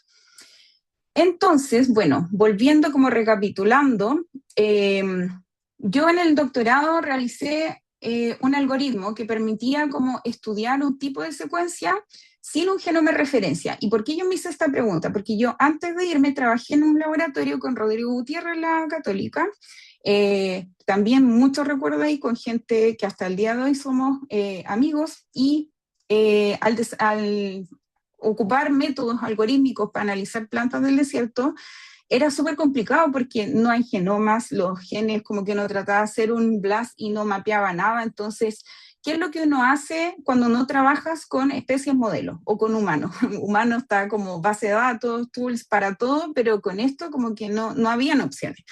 Entonces, a mí siempre me llamó la atención este proyecto, como de todos los que trabajé antes de irme, el del desierto de Atacama, mirar cómo florecían las plantas en condiciones tan extremas y que año a año han ido empeorando, pero eso no quita como que ellas se adapten y crezcan, y las plantas en general tienen esta versatilidad como de crecer, no sé, a veces uno va caminando por la calle y un pavimento y una planta como que crece entre medio del pavimento, ¿cierto? Entonces, a diferencia de los animales que evolutivamente, claro, cuando las condiciones no están, migran, se van, las plantas no, se quedan, resilien, y un poco también parte de mi historia que yo he sido muy resiliente, entonces este era como mi plan de vida en cuanto como a investigación.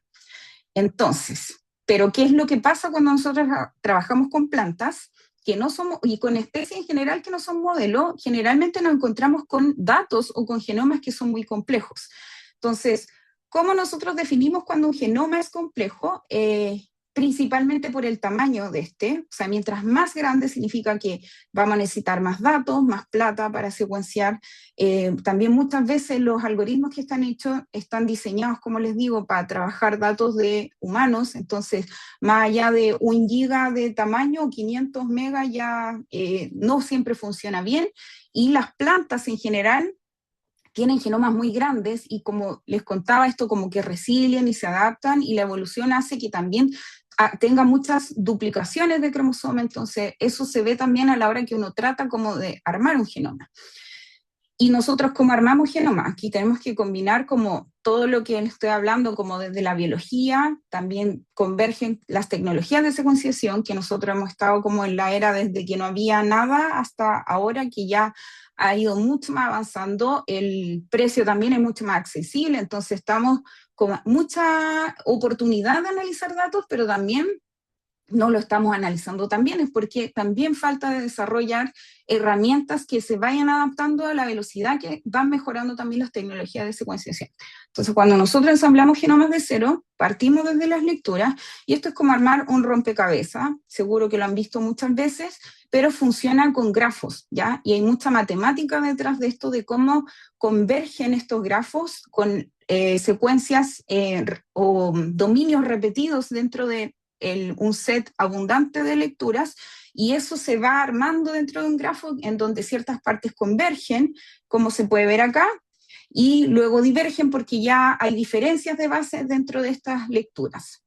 Para los que programan, saben, ¿cierto?, que cuando nosotros trabajamos con palabras llamamos string. Entonces estos son como los string graph, y hay una amplia gama de string graph en matemática, pero principalmente el que se usa harto en biología es el grafo de De Bruijn.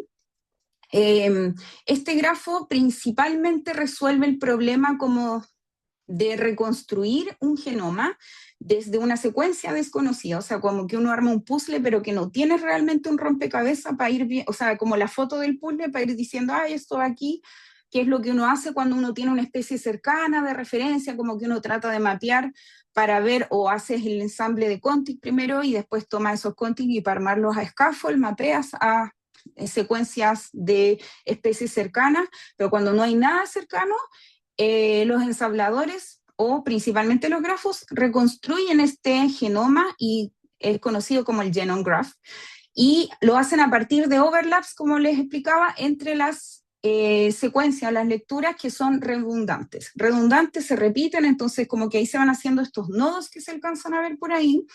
Y como les decía, principalmente el De Bruijn graph se ha usado mucho en biología desde el año 2001, teóricamente, pero ya más aplicado, yo diría que desde el 2010, que salió el Trinity Assembler, que funciona para transcriptoma y también para datos de secuencias de ADN, ¿ya? Pero principalmente para genoma y transcriptoma, no para microRNAs, que era el tema que yo empecé a trabajar durante mi doctorado. Entonces yo pensé como, ¿qué pasaría si nosotros adaptáramos el De Bruijn graph a secuencias más pequeñas?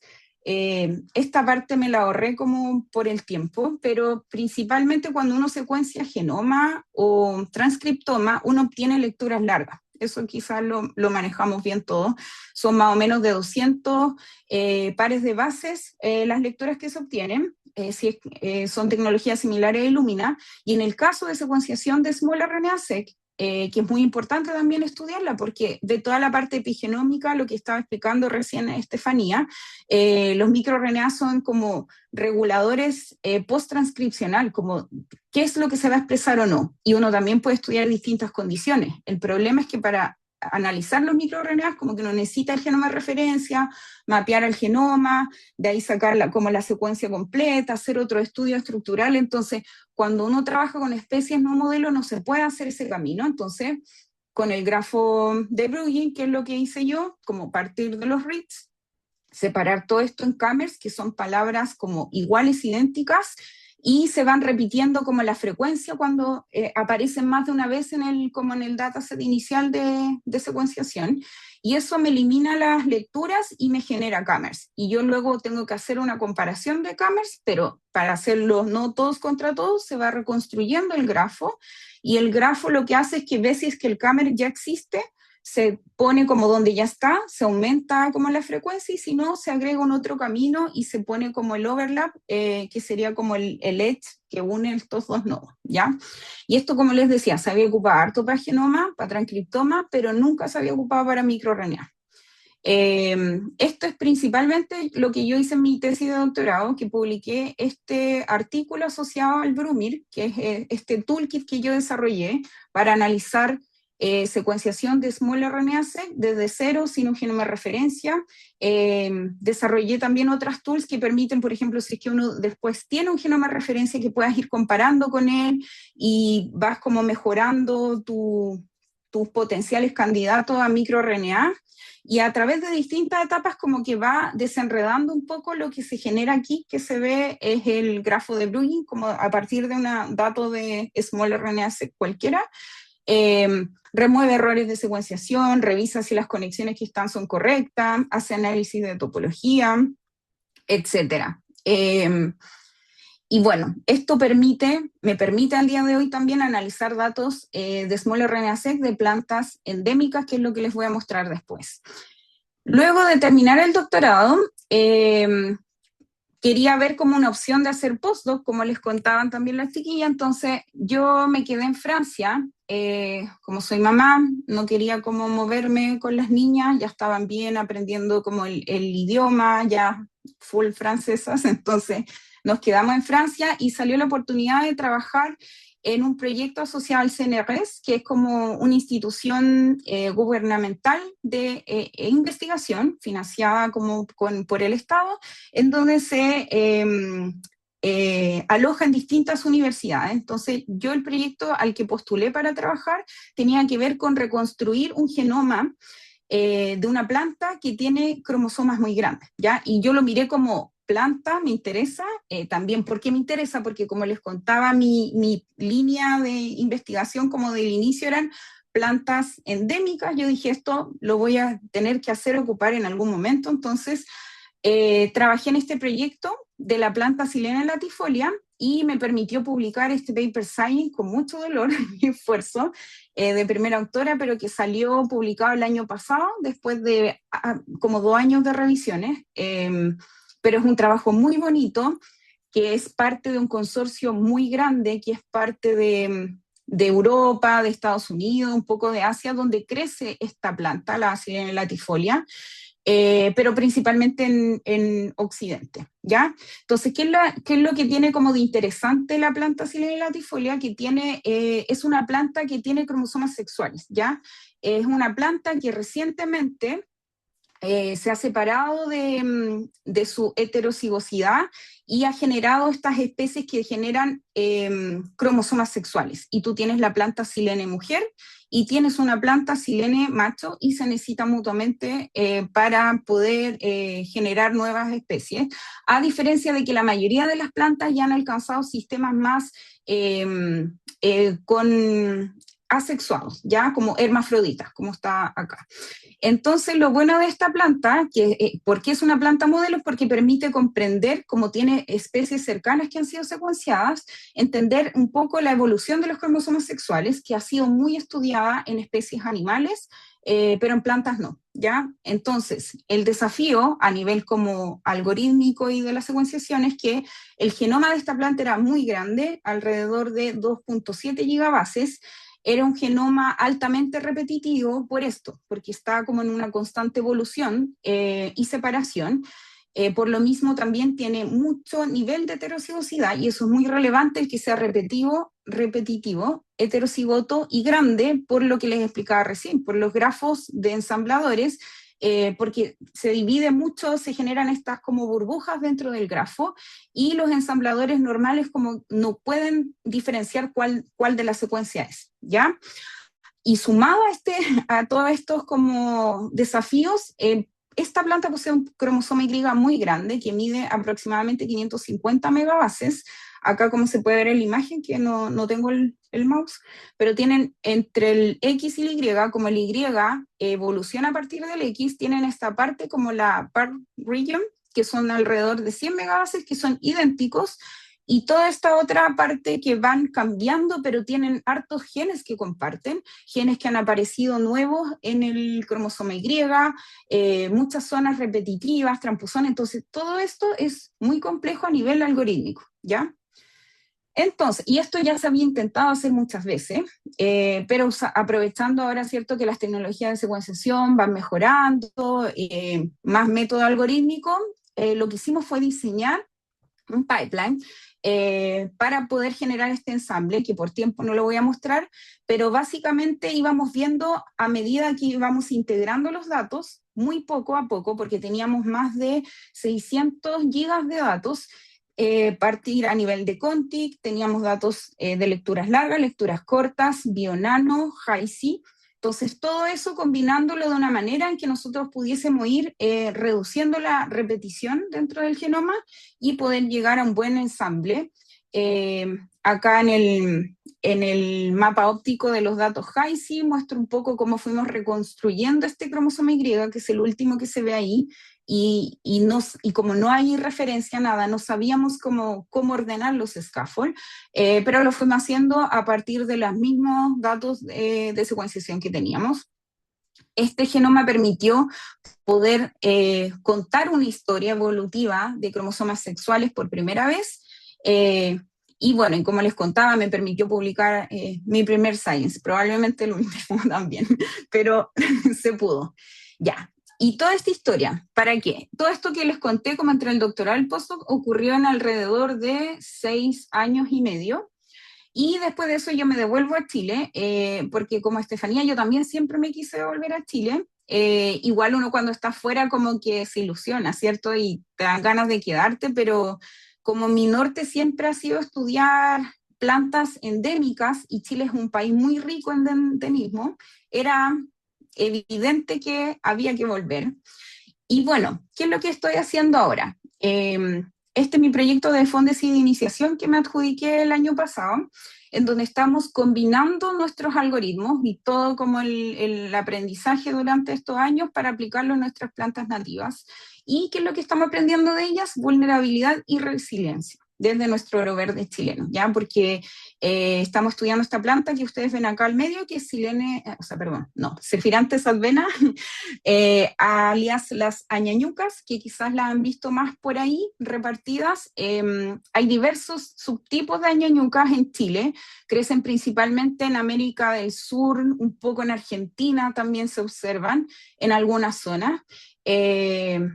Y lo bueno de esta planta es que crece en distintos escenarios geográficos de Chile, también para no solo aprovechar el endemismo, sino que también que tenemos desierto, en la zona sur mucha lluvia, y también en la zona central como diferentes condiciones que nos van a ir mostrando qué partes del genoma van cambiando a medida que nosotros vamos cambiando los diversos factores como del ambiente.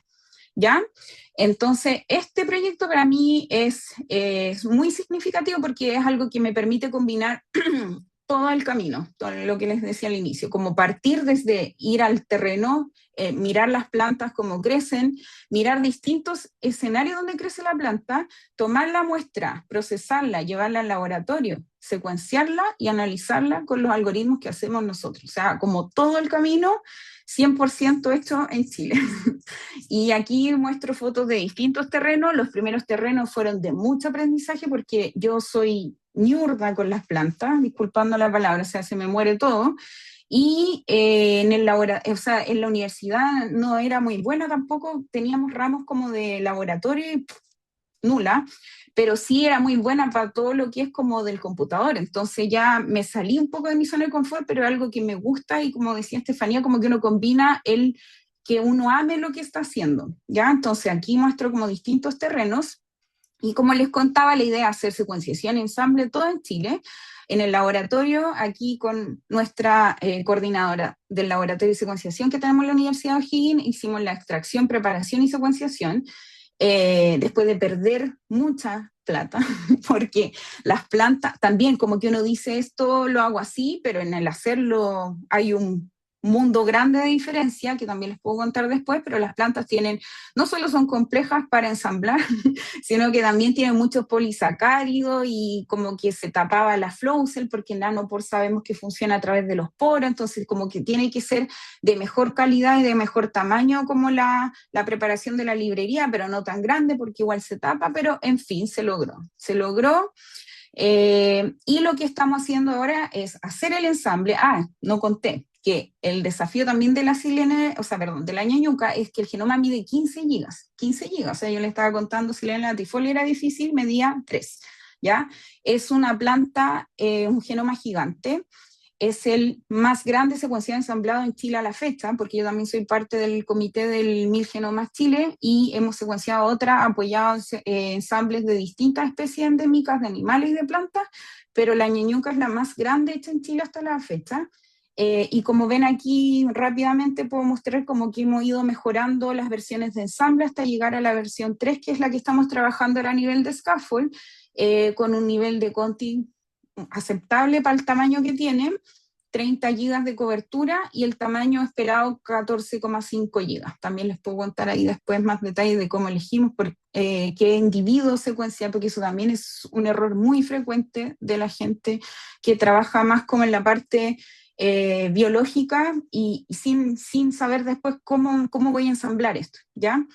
Pero todo esto es posible hacerlo también porque se levantó infraestructura relevante, o sea, sin esto no se puede hacer, tener un laboratorio de secuenciación carísimo en Chile, mantenerlo, tener gente experta como que facilite las cosas, es un apoyo muy grande que tenemos desde la Universidad de O'Higgins, y también pudimos levantar el laboratorio de HPC-UH, que tenemos un clúster que nos donó la Universidad de Chile, ahí con postulación de proyectos, fondos regionales. Jonathan Cannon, que es el ingeniero sysadmin, hemos podido levantar y apoyar diversas iniciativas de distintas universidades de Chile.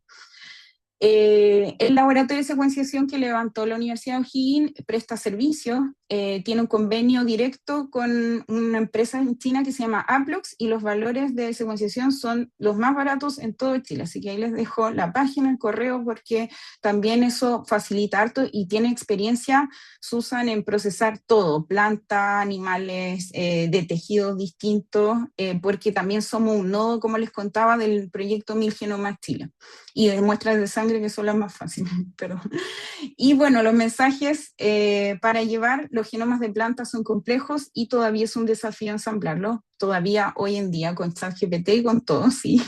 Desarrollar herramientas que no requieren genoma a mí me ha permitido avanzar en el estudio como de estas especies no modelo, que es mi principal pasión, las plantas endémicas, y hacer el camino completo, como el savoir-faire, permite comprender también cómo tomo la muestra, cómo la proceso, cómo la guardo, para luego analizar y poder generar herramientas ad hoc para este tipo como de datos. Agradecimientos, como también decían las chiquillas, a toda la gente que trabaja con unos, a los mentores, a los colegas de Chile, del extranjero, eso. Muchas gracias. Muchas gracias, Carol, por la presentación de tu trabajo. Mencionar igual desde el área de la biología que la importancia de los estudios de organismos endémicos, ¿no? Si el concepto se refiere principalmente a plantas que solo viven en Chile y en ningún otro lugar, entonces claramente va a ser difícil encontrar esas bases de datos referencia y todo ese tipo de investigación. Y es muy importante también para áreas de conservación. Ahora por tiempo vamos a partir con preguntas generales para todas, para que prendamos todos nuestros micrófonos. Y le doy el pase a Sofi.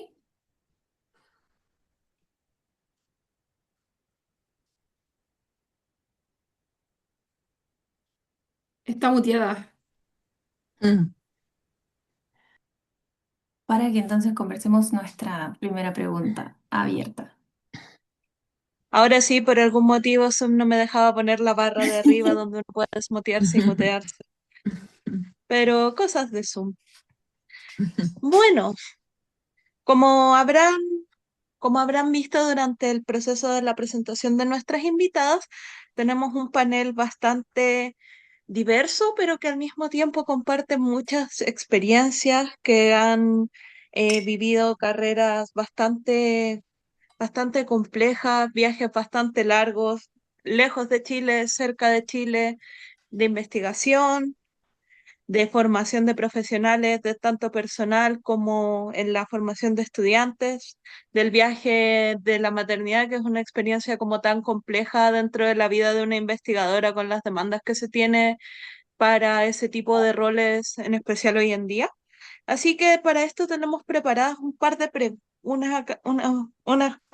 par de preguntas para ustedes, para que puedan, bueno, ir conversando entre ustedes para ver cómo abordamos este tópico. La primera sería, desde su perspectiva, ¿cómo consideran que los métodos computacionales aportan al ecosistema de investigación en Chile? ¿Qué habilidades considerarían que serían las más importantes para las nuevas generaciones que se están formando, ya sea un dominio técnico, un pensamiento crítico, la comunicación, el trabajo interdisciplinario? Porque, como sabemos de la experiencia, del trabajo, de la colaboración, la bioinformática es un campo algo caótico y bastante transversal entre distintos tipos de investigaciones. Así que quien se sienta más cómoda, que inicie su micrófono sin ningún problema. Creo que está la Javiera. Dale, Javi. Yo Eh, después puedo. hola. Oli, ¿quién va primero? Cortita. ¿Me escuchan? Es que estoy ahora, me Sí, moví porque sí. como tengo que ir a la ceremonia de mi estudiante, Uh, no veo la cámara, pero Mm, sí creo que lo más importante para los que estén relacionados al área o que quieran formarse en el área, primero que todo, pensamiento algorítmico, pensamiento crítico y entender la importancia de la interdisciplinariedad. Eso es clave hoy en día, ¿ya? Hay muchas herramientas de ayuda para programar, por lo tanto, el poder pensar el algoritmo es la base de todo. Eso, para dar la palabra ahí a la Caro. mm. Sí, gracias, Javi. Yo iba a decir lo mismo, ¿no? Como lo más importante es poder integrar los datos, lo que uno está haciendo, o sea, reflexionar, leer mucha literatura científica y ser creativo, proponer cosas, porque, claro, uno va a publicar algo y o sea, como ya tener los datos y el análisis no es como algo novedoso, efectivamente uno lo puede publicar, pero si uno quiere como hacer ciencia de impacto, es necesario como integrar esa información y ir un poco más allá. Y eso es como leer mucho y equivocarse, también ir probando distintas cosas. Sí, bueno, yo quizás como para complementar, que estoy súper de acuerdo con Javiera y Carol, que también quizás es interesante poder desarrollar la capacidad de comunicar, ¿cierto? Porque muchas veces somos súper especialistas en ciertas áreas, entonces es súper valorable estas como habilidades teta que le llaman, que puede como conectar diferentes, ¿cierto? Áreas también y expertices. Entonces, además de lo que dicen las chicas, creo yo que poder desarrollar habilidades comunicativas es interesante. Ujú. Sí, es súper interesante también el hecho de que la bioinformática no está cerrada solamente a bioinformáticos. Yo, por ejemplo, soy bióloga marina y después me fui a ecología y llegué acá y sí se puede. Hay que Ujú. estudiar harto, pero se puede entrar a entender este tipo de cosas. Otra de Y sí, las... Sí, sí, ay, cuenta. perdón, solo quería agregar una Ujú. cosa que así como útil, como que pueda diferenciarlos también de el idioma, que en Chile igual cuesta harto como que, o sea, desde el colegio, como que no, tampoco es como tan transversal que Claro. la gente se comunique bien en inglés, que lea, que escriba. Entonces, eso puede generarte como el salto también a cuando uno va a una conferencia, hablar con gente, preguntar, como que no te dé vergüenza. Y algo que les digo yo a mis alumnos, tener mucha curiosidad intelectual y ambición intelectual, que es distinto como, bueno, pues uno puede tener ambiciones, pero como de querer hacer o cambiarse de cosas, salir de la zona de confort, un poco lo que contaba Estefanía, que ella partió como en otra cosa, le propusieron un tema que era complejo, que quizás decía como, no sé cómo voy a hacer esto, pero démosle. Como que eso veo yo a veces que los frena a los estudiantes más Mm. jóvenes, como que no creen que no son capaces de hacer las cosas o que si no lo saben hacer ya dicen inmediatamente que no. Mm.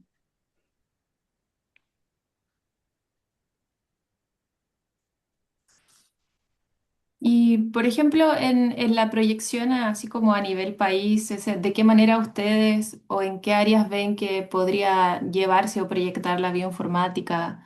Áreas como de interés que se proyecten en Chile, porque en Chile tampoco se habla mucho de este tipo de ciencia.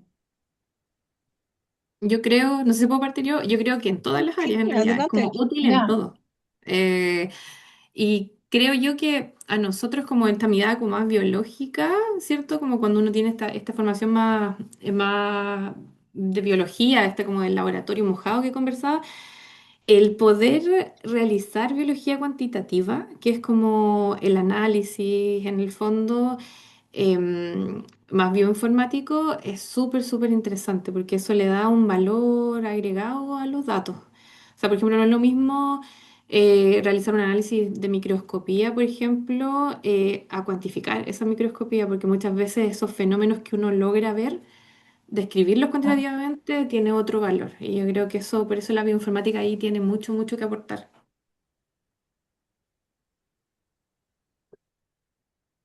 Yo podría complementar también como, sí, efectivamente, como para muchas áreas, también como desde la mirada, quizá un poco lo que hacen en el laboratorio y Javiera lo muestra, pues como que es data science y el data science, la receta es la misma para lo que venga, como literal, o sea, como El viene un modelo. dato, se ve lo que se prueban distintos modelos. Yo hago un ramo que se llama Ciencia e Ingeniería Computacional y le enseño a los alumnos eso, como a mirar sus datos, no llegar y hacer como a lo tonto y loco, como le digo, miran comportamientos como estadística básica y de ahí ir como viendo cuáles son los mejores modelos que me pueden ir descifrando o llevando a la respuesta de la pregunta biológica que me hice al inicio como de esos datos. Y esa pregunta, ojo, puede ser biológica, pero también puede ser desde otro contexto, como es lo que hacen en el laboratorio de la Javiera. Y a nivel país, como yo siento que hay, o sea, no, quizás no a nivel país, a nivel mundial hay un potencial muy grande como de la bioinformática como más aplicada, que es un poco lo que hace más Estefanía, pero desde un punto de vista más global, que vendría siendo como la genómica en salud o cosas como asociadas a medicina y precisión, estudiar cáncer, o sea, por ahí también hay mucho donde como aportar y desarrollar y claro, como son enfermedades, o sea, el cáncer es la principal causa de muerte a nivel mundial, hay más como financiamiento, obviamente más oportunidades para hacer doctorado, postdoctorado, trabajar, etcétera. Bueno, y un poquito en el tópico de la formación de nuevos profesionales, del aprendizaje de los métodos para ser bioinformáticos. En esta época y era año 2026, para estudiantes jóvenes que sienten el interés por la bioinformática, ¿qué consejo les darían? Y un poco también recordando cuando uno estaba recién partiendo en estos campos, ¿cuál creen que fue la experiencia que definitivamente les dijo, ya, sí, bioinformática, biología computacional, aquí me voy? ¿Creen que fue un momento en específico, algún mentor que marcó ese cambio? Y para la gente que está recién empezando su camino, ¿qué consejo les darían en base a eso también? Bueno, parto yo aquí. Yo creo que lo más importante, claro, algún mentor o algún profesor que te inspire a hacer algo y que te guste en el camino. Por ejemplo, a mí llegó un minuto y lo otro, esa es la importancia de ser bioinformático, que tienes una base mixta tan grande, heterogénea, que puedes diversificarte fácilmente, ¿ya? Porque tienes dos polos súper fuertes, que es informática y que es la biología. Entonces te permite conversar y tener eh, unos avances mucho mejor en cuanto a poder ser, como dice la Carol, ambiciosa en conocimiento, ¿ya? Eh, y lo otro es como los tiempos, yo creo que siempre uno puede mutar. En el caso mío, llegó un minuto en que a mí me gustó la bioinformática estructural y llegó un minuto en que yo dije, no voy a hacer nunca más bioinformática estructural en mi vida. Y eso lo declaré el 2013 y empecé a autogestionarme porque no, en ese minuto no había nadie que me formara en Machine Learning y fue como en ese año ver qué hago de manera autodidacta y nunca más vi bioinformática estructural. O sea, a mí me han pedido colaborar en bioinformática estructural y es como, sí, yo te puedo hacer todo, pero desde mi punto de vista. Y hacemos nexos de otra manera. Entonces, siempre se puede cambiar. No crean que porque se formaron en un área tienen que ser ahí hasta en esa área hasta morir, jamás. Sino que pueden diversificarse en cualquier minuto de su vida porque las herramientas que te da una carrera así son súper amplias. Eso. Yo para complementar como del tema de los referentes, creo que para las mujeres, sobre todo para las mujeres, es muy importante tener un referente científico, ojalá mujer también, porque el camino que recorre uno en la academia como mujer es muy distinto al del colega hombre y tiene harto, lo que decía Javier adelante, como más en la mira, o sea, como y se te pide también un poco más. Y a mí lo que me pasó siempre es que, bueno, en la universidad, claro, como dije, no me gustaba la estructural, entonces no tuve referentes. Había un profe bueno, el Gonzalo Readí, pero hombre, no es mi referente. Y yo siempre quise ser mamá también, entonces como, y he tenido, o sea, mi guía de mi doctorado, Marie France, claro, es mi mentora, yo la admiro mucho, pero también en términos personales ella es una persona sola, no tiene familia, entonces tampoco, así como la otra vez hicieron un taller de liderazgo científico para mujeres en la universidad y nos hicieron hacer este ejercicio y yo me di cuenta que yo no tengo referente, nunca tuve, pero mis referentes fueron mi experiencia, o sea, como que ver lo que trabajé en estos años que hice como asistente de investigación, me llevaron a lo que estoy haciendo hoy día. Entonces uno se puede hacer como el camino, como el referente sin referente. Y como decía la Javiera, ir tomando aprendizaje, claro, en mi caso se fue dando así como súper bien el camino, pero a veces uno puede hacer algo y como hacía algo nada que ver después, pero algo se aprende, por algo llegaste como a lo que estás haciendo hoy en día. Entonces, eso diría yo. Se va construyendo el Pasito a referente. pasito. Sí, sí.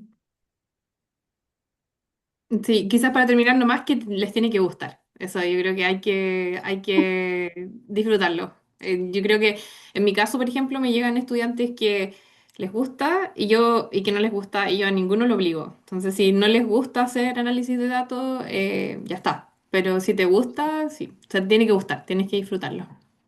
Para tener ahí la paciencia de correr los códigos. Para que Sí. cuando esa coma, punto y coma, y ese punto sea una coma y todo se estropee por un error en el teclado, o no tire todo por la Claro. ventana.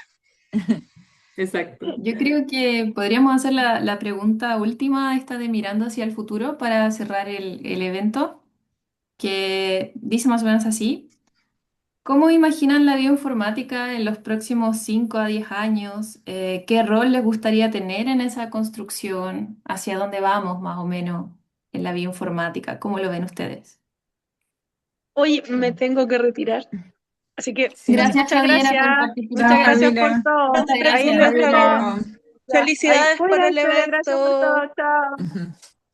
Muy buena tarde. Em, ¿Puedo partir yo con esa pregunta? Yo siempre he pensado como, o sea, bueno, siempre desde que volví a Chile, yo volví hace poquito, hace como 4 años, pero pienso como que la bioinformática igual lleva harto tiempo en Chile, o sea, como, no sé, desde que existe la Universidad de Talca, más o menos por algo hicieron esa carrera, es la única en todo caso en Chile, y como que siento que no despegó, o sea, como que está, pero en verdad no está, y uno después postula, no sé, a los grupos de ANID, y no hay un grupo, claro, donde uno pueda mandar el proyecto, o sea, como, Ah, o para lo que manda, evalúen. si es claro, muy biológico, ya cae a biología 3 pero igual como decía Javier, uno tiene el background de las dos cosas, entonces nunca va a ser tan biológico para biología 3 que estudian más el gen, así como más que esta mirada como landscape de mirar cómo cambia muchos genes a la vez, entonces no va a ser lo suficientemente para allá.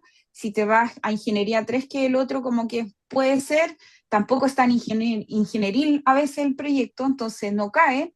Y está el otro grupo que es el inter y transdisciplinario, pero que ahora ese grupo como que postula todos los que no postulan el otro. Entonces, no hay un grupo, y como que no hay grupo es porque no existe, y habemos muchas personas que trabajamos en esto. Entonces, si a mí me preguntan eso, a mí me gustaría que de aquí a 5 o 10 años existiera al menos un grupo de estudio de bioinformática para empezar a hacer comunidad y presencia, también como para tener fondos de investigación, porque digamos que la ciencia hay que financiarla de alguna parte, y si no existe como tal, se ve mucho más difícil también.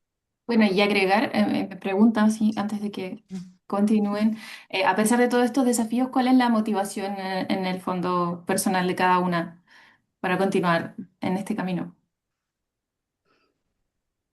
Oh, quizá Estefanía, es que yo en mi caso yo estudié bioinformática y yo hice un doctorado en bioinformática, entonces es lo que soy, no sé qué más Ya, puedo ya, hacer. ya. No, pero Estefanía quizás fue. Yo creo que Salí. para la primera pregunta, quizás como lo que a mí me gustaría y que Ujú. me gustaría y que deberíamos avanzar también es en generar una red de cálculo masivo nacional. O sea, tenemos que conectar los clústeres que existen y poder tener una capacidad de cálculo chilena, no pequeñas cositas en cada parte no conectadas. Y yo creo que eso es algo que como chilenos tenemos que trabajar y desarrollarlo en el futuro. Y la motivación, o sea, es que donde no hay motivación en poder hacer análisis de datos, o sea, yo creo que es todo, es el cierre redondo de cualquier experimento, y yo que trabajo en ciencia biológica, es sacarle el máximo provecho a todo lo que implica hacer ciencia biológica, desde los animales, las muestras, los financiamientos que vienen de todos los chilenos, las horas de trabajo, lo que uno sacrifica, ¿cierto?, en términos de vida personal, etcétera. Entonces, no sé si, o sea, la motivación es en el fondo eso, que es muy, muy importante y entrega muchísimo a esta herramienta. Entonces, esa yo creo que podría ser mi respuesta a esa pregunta. Muchas gracias, Estefanía, y muchas gracias, Carol. Sofía, Gracias a ¿algo más ustedes. que agregar de RCG? ¿No? Perdona, No sé, que me para, repite. cerrar el evento, ¿alguna otra Sí. cosa? Eh, bueno, en realidad nos encontramos en la hora del cierre del evento, que son las 12.